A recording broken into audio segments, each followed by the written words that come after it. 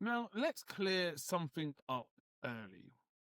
Markets are not primarily driven by opinions. They're not driven by earnings, and they're not driven by narratives. They are driven by liquidity. I talk a lot about liquidity on this channel because it really is everything. And in the modern market, the deepest, the most consistent, and most mechanically powerful source of liquidity is actually not you and me, traders and investors. It's something completely different. It's the options market. The misconception most people trade with, most market participants still believe, is that the price is set by buyers and sellers of stock, valuation, disagreement, macro interpretation. Yeah, that was once true, once upon a time. But today the price is increasingly a byproduct of speculative flows and speculative hedging. The tail now actually wags the dog. So why do options actually matter now more than cash? Cash markets are intermittent, they're episodic. Option markets are continuous. Every day, options expire, deltas ship, gammas flip, hedges rebalance. This produces persistent flow. It's not opinionated flow, it's mechanical flow. And mechanical flow is far more reliable than conviction ever has been. Dealers are the hidden counterparty in this dynamic. When you trade options, you are not trading against the market, you are trading against the dealers. Dealers, they're not speculators like you and me, or if you like to categorize yourself as an investor. They are risk managers. Their objective is simple: remain delta neutral, control the book's convexity, survive the days, the weeks, the years volatility spectrum. Price movement is a side effect of that process, literally. How does dealer hedging become the price action is what I want to talk about. Because dealers are often long gamma.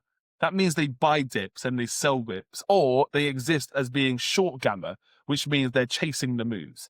This has nothing to do with the fundamentals that you and I believe in.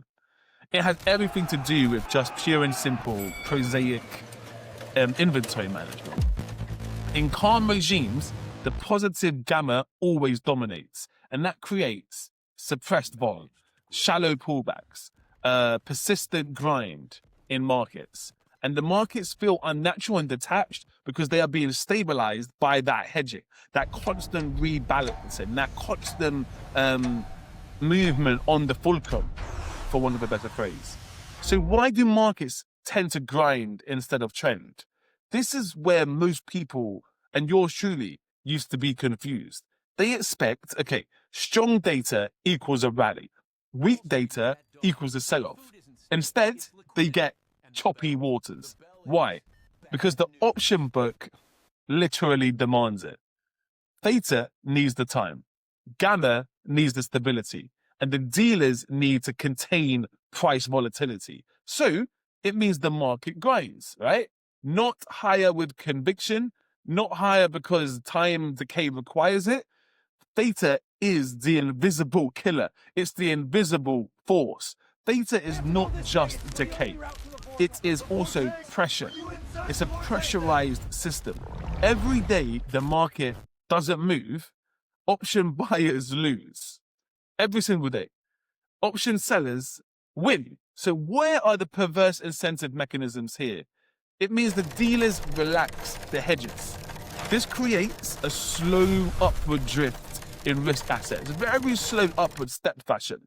Not because anyone is actually bullish, but because inaction is profitable for the dominant participants.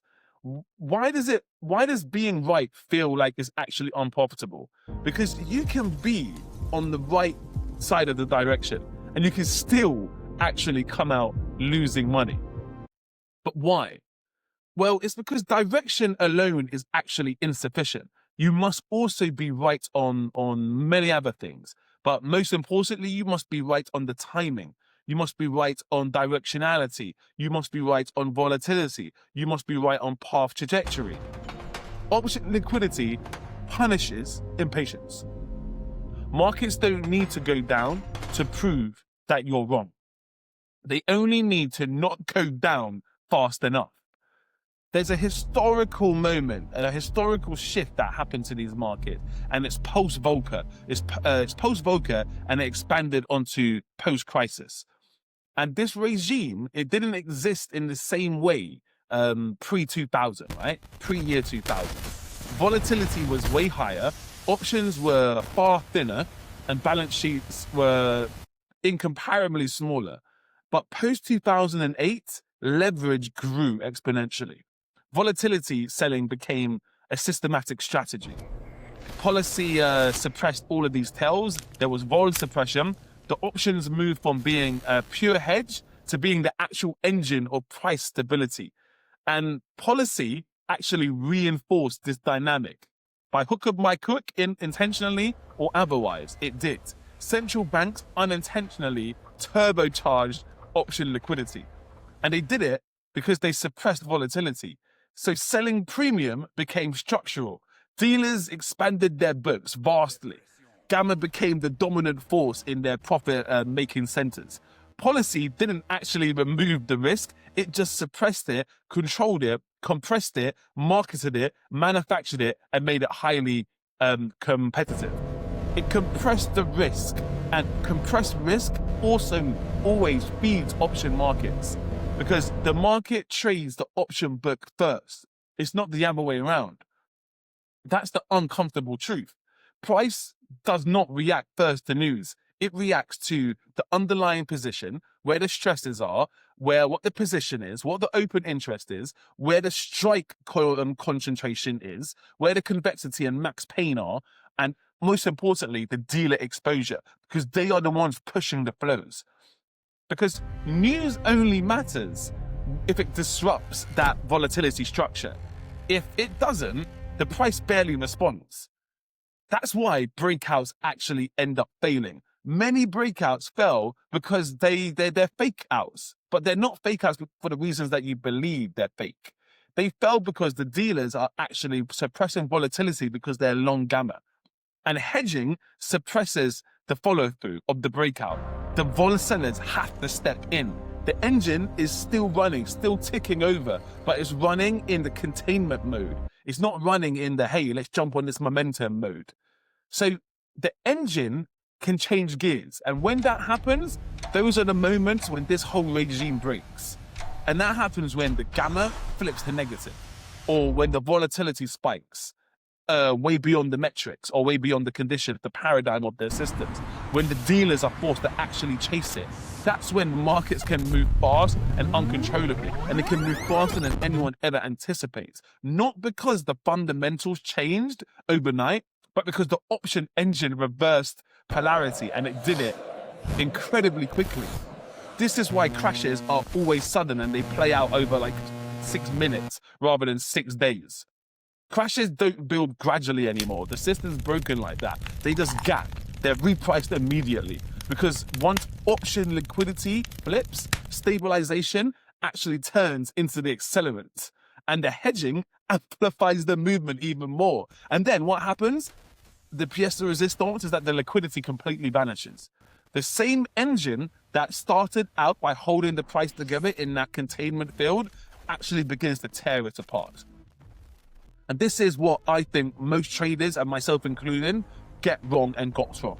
I watched the CPI, I watched the earnings, the headlines, but then I was ignoring dealer gamma, option expiry dynamics, the volatility regime. I was trading stories, I was trading narratives, but the market trades structure, the market trades price action. So what should we be watching actually instead? If you want to understand PA, if you want to understand price action, if you want to understand price, you need to watch open interest.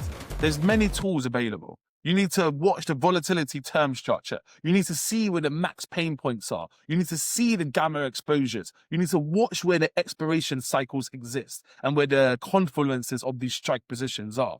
That's where the engine ticks over, and that's where the engine lives. That's the bigger picture. Option liquidity hasn't just changed trading, it changed market behavior entirely. And that's where we exist now, in the delicate space of where the markets are right now. They drift instead of trending. If you watch them, if you see the chart, you can see it perfectly. This drift instead of this trending. It compresses the risk. They punish the impatient. They reward people who are selling time premium, selling volatility. That's not manipulation as we perceive it to be. It's more structure. That's the final reality of where we're living today. Does it mean it will be like that all of the time? No, the regime will probably change due to policy shifts or regulation shifts or reserve requirements or something like that. Markets are not actually broken. That's the final reality. That's the truth.